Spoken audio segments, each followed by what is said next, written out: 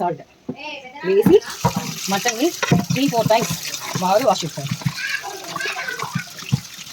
ఇలా రుద్ది వాష్ చేయడం వల్ల దానికి ఏదైనా హెయిర్ ఉన్నా కూడా మొత్తం అంతా లూజ్ అయ్యి వాటర్లో వెళ్ళిపోయి నీట్గా అవుతుంది. దీంట్లో కొంచెం పసుపు, టేస్ట్కి సరిపడా ఉప్పు వేసి బాగా కలిపి పెట్టుకొని, అలాగే కొంచెం ఆయిల్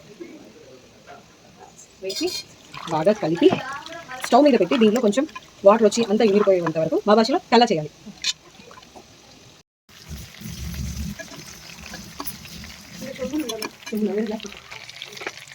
ఆయిల్ వేసి బాగా కల్లా చేసుకొని ఇలా రోస్టీగా చేసుకొని దీంట్లో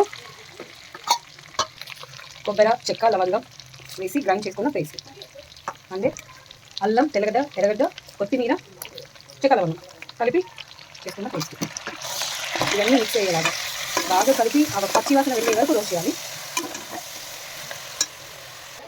దాంట్లో రుచికి సరిపడా దట్ మీన్స్ 1.5 స్పూన్ ధనియాల పొడి, 1.5 స్పూన్ కారం, కొంచెం గరం మసాలా వేసి ఆయిల్ పైకి వచ్చే వరకు రోస్ట్ చేసుకోవాలి. అన్ని పచ్చి వాసన పోయే వరకు.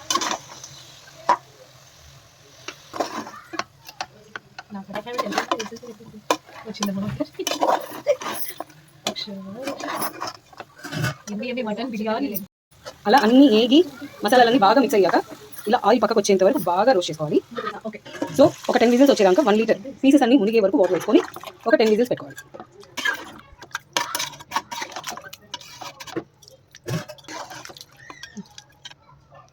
ఇలా ముక్క మునిగే వరకు నీళ్ళు వేసుకొని ఒక 10 విజిల్స్ వచ్చే వరకు పెట్టుకోవాలి. బాగా హీట్ అయ్యాక బిర్యానీ స్పైసెస్ వేసుకొని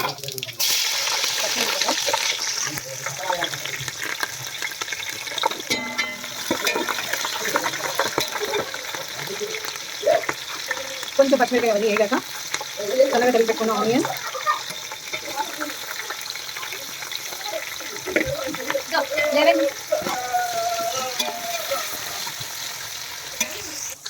అలా పచ్చిమిరపకాయ ఎర్రగడ్డ అంతా బాగా వేగాక పుదీనా, మెంతాకు, చిన్న మెంతాకు,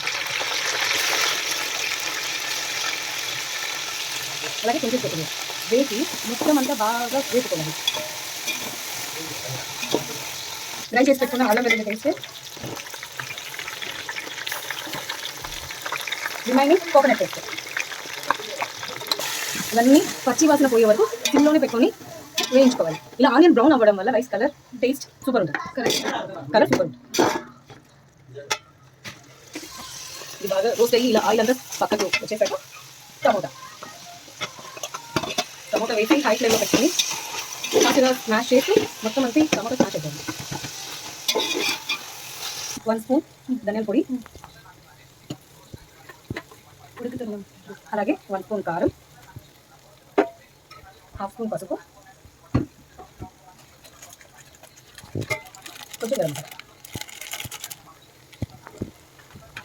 మొత్తం అంతా బాగా ఆయిల్ పైకి పోయే వరకు బాగా వేపుకోవాలి. పచ్చివాసన పోయే వరకు వేపుకున్న తర్వాత రైస్కి 1:2 రేషియోలో మొత్తం అంతా విసురు వేసుకోవాలి. సో 1:2 రేషియోలో వాటర్ వేసుకోవాలి. వాటర్ అంతా బాయిల్ అయిన తర్వాత రైస్ వేసుకోవాలి. 1:2 రేషియోలో వాటర్ వేసుకున్న తర్వాత వాటర్ అంతా ఇలా బాయిలింగ్ అవుతున్నప్పుడు బాగా కడిగి వాష్ చేసుకొని వాటర్ అవుట్ చేసిన బియ్యం వేసుకొని, అలాగే దాంట్లోనే టేస్ట్కి సరిపడా సాల్ట్,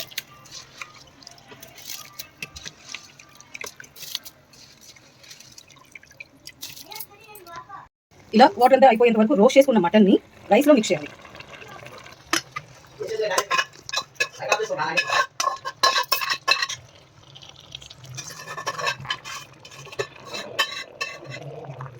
ఇలా బాగా రైస్లోకి మటన్ అంతా అబ్జర్వ్ అయిపోయేంత వరకు కలబెట్టేసి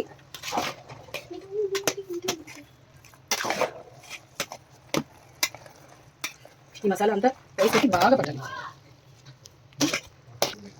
పైన కొంచెం నెయ్యి, అలాగే కొంచెం కొత్తిమీర వేసి మూత పెట్టేసి ఏదైనా బరువు పెట్టి